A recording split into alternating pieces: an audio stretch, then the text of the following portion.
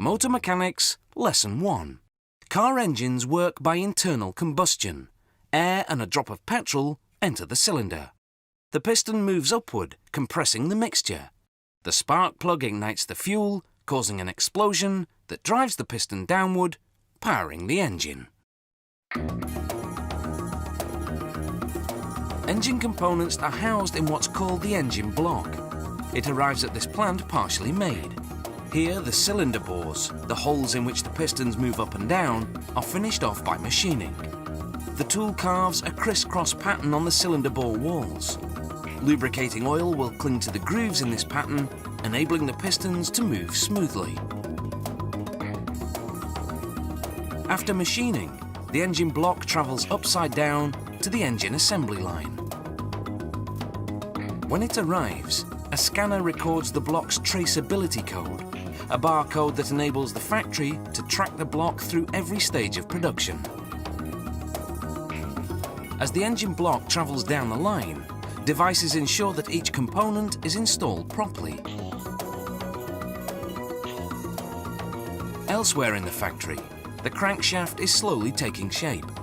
The crankshaft is a bar that's rotated by the up and down motion of the pistons. As it turns, it transfers power to the transmission. The crankshaft starts out as a roughly shaped steel forging. Robotic arms pass it down the line from station to station, until 20 tooling machines later, it's fully formed.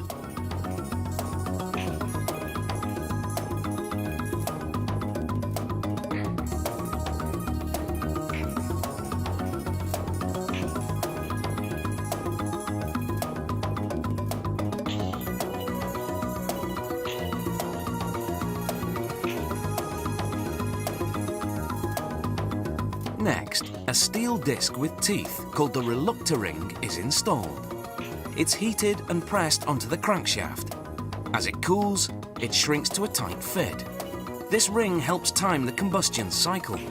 As it spins, its teeth pass in front of a sensor, which reads the crankshaft's position and tells the engine to fire the spark plug at precisely the right moment. Now workers balance the crankshaft. If it's off-kilter, the engine will vibrate. A computer analyzes the spin and determines whether they need to drill out metal at certain points to achieve equilibrium.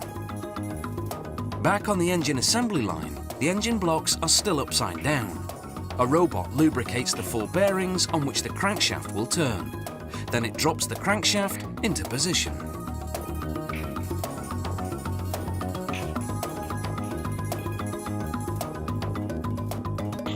The pistons come next, 6, because these are 6-cylinder engines.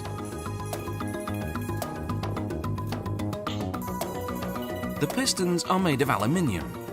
Robots install them into the cylinder bores of the engine block. A steel connecting rod attaches each piston to the crankshaft. Now workers can close up the back of the engine block. A robot applies sealant to the rear cover. Workers bolt it on manually with a tool called a multi-spindle torque gun. On another line, they assemble the 2 heads that'll cover the top of the engine block. This robot applies sealant to spark plug tubes before inserting them into the heads.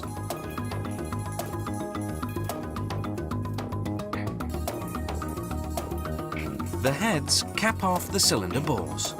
They provide each cylinder with a spark plug and 4 valves, 2 for allowing the fuel mixture in and 2 for releasing the exhaust.